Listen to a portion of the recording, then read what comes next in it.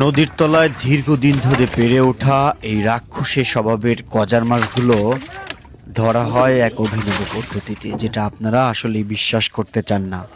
আজকে ঠান্ডা মাথায় কোনো ভিডিও স্কিপ না করে আপনাদেরকে দেখাবো কিভাবে ধরা হয় গজার মাছ। যদি সম্ভব হতো ক্যামেরা পানির নিচ থেকে আপনাদের দেখানোর চেষ্টা করতাম। খুব ভোরবেলায় নদী একদমই শান্ত, এদিকে পরিপাটি করে গোছানো হচ্ছে সেই জাল, যে জাল আপনারা দেখতে পারেন না। এই জাল থাকে পানির নিচে। তার আগে কিছু কার্যক্রম থাকে, লবণ পানির ব্যাপার। সেই লবণ পানি সব মৎস্য শিকারীদের এক চিমটি করে খাইয়ে দেওয়া হচ্ছে। তারপরে যে অভিনব জালে গজার মাছ ধরা হয় সেই জাল পানির নিচে রেখে দেওয়া হচ্ছে। আপনারা দেখতে পাচ্ছেন এখন আমরা আছি পাবনার গণেশপুর গ্রামে। এই গণেশপুর গ্রামের ইসামতি নদীতে এখন যে জালটা দেয়া হচ্ছে, মূলত এই জালেই হচ্ছে আসল রহস্য, যে জালটা ক্যামেরায় দেখা যায় না। এই জন্যই আপনারা বিশ্বাস করতে চান না। আরও ব্যাপার হয়েছে, নদীর দুই ধারে দুইজন করে মোট 4 জন দড়ি টানছে, অর্থাৎ এই জালের সাথে সেই দড়ির সংযোগ আছে। এই জাল টানবে আর মাঝখানে এই নৌকা নিয়ে শিকারীরা অপেক্ষা করবে নদী দিয়ে। যখনই মাছের কোনো বুদবুদ উঠবে তখনই তারা মাছ শিকার করবে। ইতিমধ্যেই গ্রামের মানুষ অবাক হয়ে দেখছে। বলতে না বলতেই একজন শিকারী দেখে ফেলেছে আজকে মাছ। কথা কম কাজ বেশি, এরা বুদবুদ দেখা মাত্রই দিল লাভ দিল। আজকের ভিডিও কোনো স্কিপ হবে না। 2 জন শিকারী কিন্তু ডুব দিয়েছে দর্শক বন্ধুরা। নদী পাড়ে কয়েকজন বাচ্চা দাঁড়িয়ে দাঁড়িয়ে দেখছে।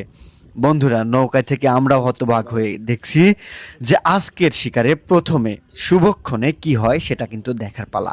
বন্ধুরা, বলতে না বলতেই দেখতে পাচ্ছেন আমাদের টাকলা দাদা উঠেছে খালি হাতে, আর ওই পাশে সন্তেশ দা কিন্তু খালি হাতে ফেরার পাত্র নয়। যতগুলো শিকারী আছে তাদের মধ্যে সন্তেশ দা হচ্ছে পাক্কা শিকারী। তার শিকারের তুলনা হয় না, খুব কমই সে খালি হাতে ফেরে।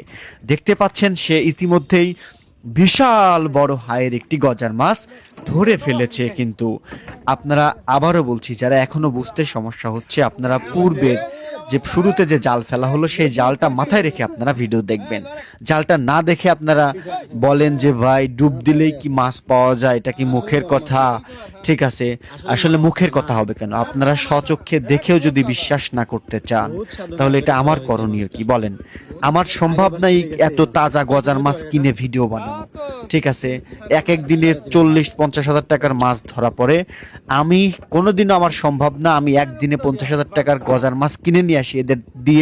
এদের তো একটা লেবার খরচ আছে, মিনিমাম তো এদের 1000 টাকা পার ডে মানে আছে। আমি এই 10-20 জন মানুষকে দিয়ে ভিডিও বানায় আমি আমি আপনার বিশ্বাস করানোর জন্য বলছি ভাই। আজকে দিয়ে হবে প্রায় 200-র মতো ভিডিও কৃষাণ টিভিতে আপলোড হয়েছে এই গজার মাছের ভিডিও। ভাই রে ভাই, অবাক কাণ্ড। 3-4 বছর ধরে গজার মাছের ভিডিও আপলোড দিচ্ছি, মাগার বিশ্বাস করাইতে পারিনি যেটা সত্য। এদের বিশ্বাস, এরা জানে হিন্দু ধর্মাবলম্বী হওয়া সত্ত্বে যে নদীতে এক ধরনের শস্ক থাকে যেটাকে তারা জলদেবতাও বলে থাকে। তাদের বিশ্বাস যে সেটাকে পরিতৃপ্ত করতে, এবং আজকে কিন্তু সেই শস্কের দেখা পেয়েছিল।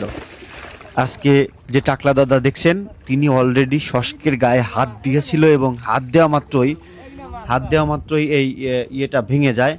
তাদের যে অভিনব পদ্ধতিতে মাছ ধরার যে ঠুসি, সেই ঠুসিটা কিন্তু ভেঙে যায়, যেটা সত্যি অবাক করা বিষয়। তারপরে দেখতে পাচ্ছেন তারা মাছ ধরছিল না পরে। তারপরেও সন্তেশ দা হচ্ছে পাক্কা শিকারী, যারা কিনা এভাবে মাছ ধরে আসছে একের পর এক। তারপরে দেখতে পাচ্ছেন সন্তেশ দার হাতের কারিশমা।